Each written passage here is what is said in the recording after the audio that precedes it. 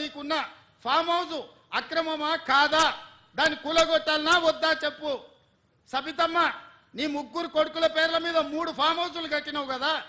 నువ్వు సబితమ్మ లేక పేద అరుపులు అరవకమ్మా, నీకున్న ఫామ్ హౌసులు కూడా లెక్కలు ఉన్నాయి. కూలగొట్టాలనా లేదా సబితమ్మ, నువ్వు సలహా చెప్పు. మీకెంకంగా ఉన్న కేవీపీ రామచంద్రరావులై కూలగొట్టాలనా వద్దా చెప్పు. ఇవాళ అక్రమంగా ఫామ్ హౌసులు నిర్మించుకొని మీ ఫామ్ హౌసుల మీద ఎక్కడైతే తొలగింపు ఏటు పడుతుందో మీ ఫామ్ హౌసులు కూలుతాయని చెప్పి ఇవాళ పేదలను రక్షణ కవచంగా పెట్టుకొని ఇవాళ మీరు నాటకాలు ఆడుతున్నారు. నల్ల చెరువులో ప్లాట్లు వేసి అక్రమంగా అమ్మినోడు మీ పార్టీోడు కాదా? మూసి నది ఒడ్డున ప్లాట్లు వేసి పేదలకు 10 లక్షలకు 100 గజాలు అమ్మింది మీ సన్నాసులు టీఆర్ఎస్ నాయకులు కాదా?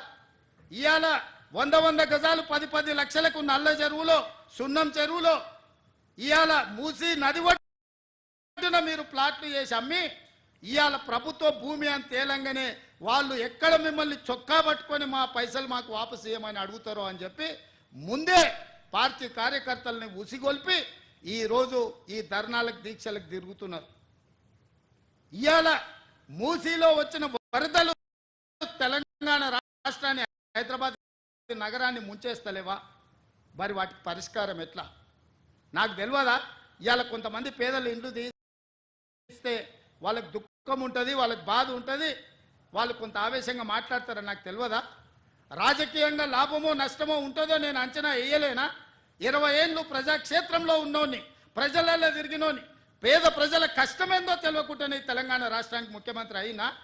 కానీ నగరాన్ని కాపాడుకునే బాధ్యత మన మీద లేదా? మీరు ఆలోచన చేయండి.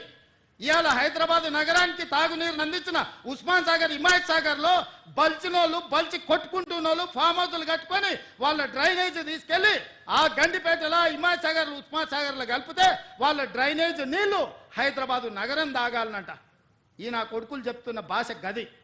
ఇవాళ ఆ ఫామ్ హౌస్ చుట్టూ